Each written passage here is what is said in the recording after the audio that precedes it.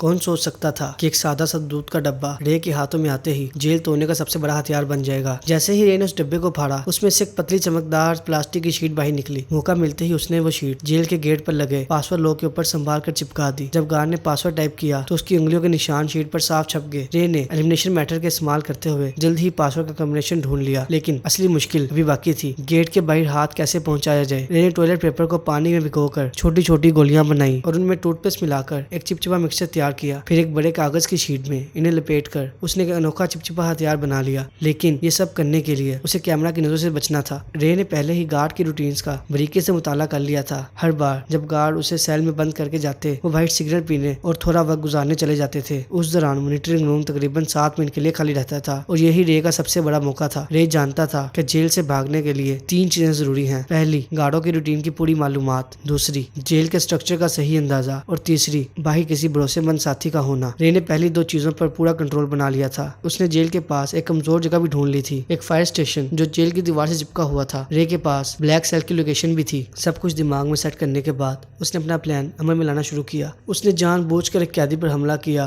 और उसे जख्मी कर दिया। जैसे उसने सोचा था वैसे ही हुआ। गार्ड ने उसे सजा के तौर पर ब्लैक सेल में डाल दिया। जब गार्ड खाना देने आए तो रे ने चुपके से कागज की गोली छोटी खिड़की के ताले में डाल दी, जिससे वो आसानी से खुल गया। पासवर्ड सिर्फ 4 नंबर का था, जिसे रे ने पलक झपकते ही क्रैक कर लिया। ब्लैक सेल से निकलते ही उसने मॉनिटरिंग सिस्टम को हैक करके 1 मिनट पुरानी फुटेज चला दी ताकि गार्डों को कुछ पता न चले। उसके बाद उसने फायर स्टेशन से जुड़ी वेरिफिकेशन पाइपलाइन की खोज निकाली। जब गार्ड सिगरेट पीने में मसरूफ थे, रे उस पाइप के रास्ते रेंगता हुआ बाहर निकल गया। बाहर उसकी साथी पहले से ही तैयार थी। उसने एक छोटी कार में धमाका कर दिया जिससे फायर अलार्म बच गया, लेकिन सब कुछ नॉर्मल दिखाई दिया। इस दौरान रे फायर स्टेशन के अंदर घुस गया। उसने जल्दी से एक फायर फाइटर की यूनिफॉर्म पहनी और फायर ट्रक के नीचे छुप गया। अफरा तफरी का फायदा उठाकर वो ट्रक के साथ इंसिडेंट के मुकाम तक पहुंच गया और वहां से अपनी साथी गाड़ी में बैठकर सेफ निकल गया। ये रे की 14वीं जेल ब्रेक थी। वहां यह खुलासा होता है कि वो कोई आम मुजरिम नहीं था। असल में वो एक सिक्योरिटी कंपनी का मालिक था, जिसका असली काम जेलों की सिक्योरिटी सिस्टम को टेस्ट करना था। इसलिए वो नकली कैदी बनकर जेलों में घुसता था और अपनी चालाकी से निकलकर ये साबित करता था कि जेल का सिस्टम मजबूत है या नहीं। वो इतनी जेल से भाग चुका था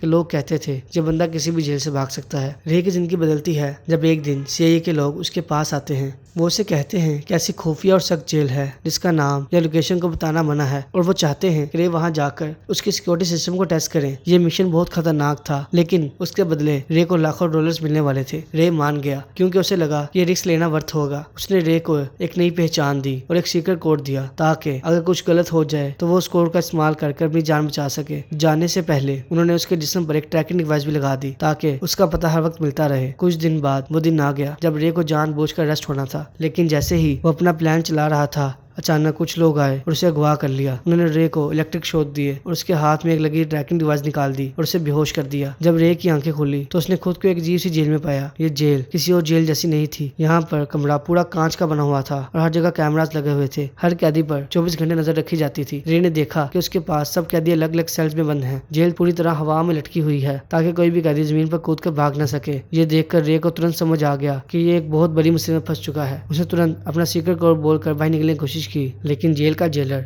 एक टेढ़ा और घमंडी आदमी निकला। उसने रे की बात सुनने के बजाय उसे दोबारा बंद कर दिया। थोड़ी देर बाद रे को समझ आया कि वो जेलर किसी ऐसे आदमी के साथ मिला हुआ है जो रे का दुश्मन है। अब रे को समझ आया कि ये कोई टेस्ट मिशन नहीं बल्कि किसी ने उसे धोखा देकर फंसा दिया है। थोड़ी देर में रे ने देखा कि जेल के गार्ड सब पूरी तरह हथियारों से लैस हैं। सबके चेहरे पर काले मास्क हैं और उनकी गिनती कैदियों से कहीं ज्यादा है। जब उनका दिल चाहता वो किसी को भी मारते या पिटाई करते। इस जेल में एक टॉर्चर रूम भी था, जहाँ जाते ही आंखों में इतनी तेज रोशनी पड़ती कि दिखाई देना मुश्किल हो जाता। अंदर का तापमान इतना ज्यादा था कि इंसान सांस लेना मुश्किल समझे, लेकिन रे ने दर्द बर्दाश्त करके पूरे कमरे का गौर से जायजा लेना शुरू कर दिया। उसकी नजर फ्लोर पर लगी स्टील प्लेट की एक कील पर पड़ी और उस मोड़ में उसके दिमाग में एक आइडिया आया। बाहर आते ही उसे निकलने का प्लान बनाना शुरू कर दिया, लेकिन इस बार उसे किसी के साथ की जरूरत थी। जब उसने जेल में अपनी पहचान बनाना शुरू की तब एक आदमी उसके पास आया जिसका नाम टाइसन था। उसकी आंखों में एक अजीब सी चमक थी। उसने सीधा पूछा, तुझे चाहिए क्या? रे ने सीधा जवाब दिया, मुझे एक चमकदार आयरन शीट चाहिए जो रोशनी को रिफ्लेक्ट करे। अगर तू मुझे ये दे दे तो समझ ले हमारी दोस्ती पक्की। टाइसन ने बिना सोचे समझे हाँ कर दी। वो सीधा जेलर के पास गया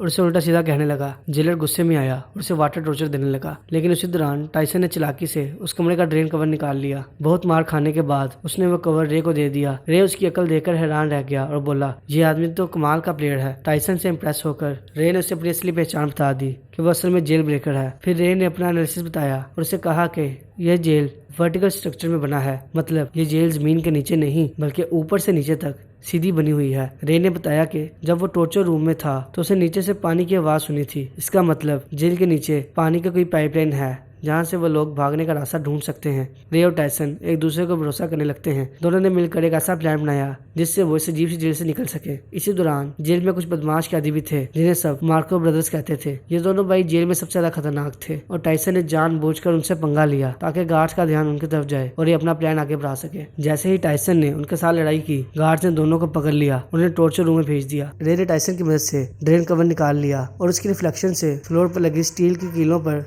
रोशनी फोकस कर दी। जैसे ही रोशनी कंसंट्रेट हुई, वो कीलें हीट की वजह से पिघलने लगी और एक एक करके बाहर निकलने लगी। रे ने तुरंत रोटी का टुकड़ा मुंह में डालकर टाइसन को इशारा किया ताकि वो गार्ड का ध्यान अपनी तरफ खींच ले। टाइसन ने अपना काम शुरू कर दिया और जेलर का ध्यान वहां चला गया। इसी दौरान रे ने गीली रोटी सीसीटीवी कैमरा पे चिपका दी ताकि अंदर का फुटेज रिकॉर्ड ना हो और गार्ड्स को सब नॉर्मल नजर आए। फिर रे ने फ्लोर के नीचे जाकर पाइपलाइन में चढ़ाई शुरू की। रास्ते में एक तार टूट गई जिससे पानी बाहर निकलने लगा। जब वो ऊपर पहुंचने की कोशिश कर रहे थे तो उसे एहसास हुआ ये जेल जमीन के नीचे नहीं बल्कि समुद्र के बीच लाइट फ्लोटिंग शिप पर बनी है, मतलब यहाँ से भागना और भी मुश्किल है। पानी लीक होने की वजह से जेल के अंदर पानी भरने लगा और टॉर्चर रूम के सारे कैदियों को जबरदस्ती रिलीज कर दिया गया। रे ने छुपकर वक्त का इंतजार किया और फिर अपनी जगह पर वापस चल दिया। जेलर ने जब फ्लोर पर छूटी हुई कीलों को देख लिया तो ये समझ आ गया कि कोई एस्केप करने की कोशिश कर रहा है। उसने कॉल की और उसे पता चला कि इस साजिश के पीछे कोई और भी है। रे को इस जेल में फांसने वाला उसका खुद का बिजनेस पार्टनर लेस्टर निकला, जिसने कंपनी का फायदे के लिए ये साजिश रची थी। अगले दिन से रे पर और भी ज्यादा जुल्म होना शुरू हो गया। जब भी वो सोता, गार्ड उसे जगा जगा कर मारते और रोजाना के टॉर्चर ने उसको पूरी तरह थका दिया। आखिरकार उसकी हालत देखकर गार्ड उसे रोजाना मेडिकल रूम में जाने लगे। रे ने हिम्मत नहीं हारी। उसने खाने के बहाने टेबल के नीचे छुपी एक छोटी डिवाइस बनाई जो डायरेक्शन दिखाती थी। इसी दौरान उसने मार्को से दोस्ती भी कर ली। मार्को एक ऐसा इनमेट जिसके पास जेल के कुछ कंट्रोल्स तक पहुंचने का रास्ते थे। रे, टाइसन और मार्को ने मिलकर एक फाइनल प्लान बनाया।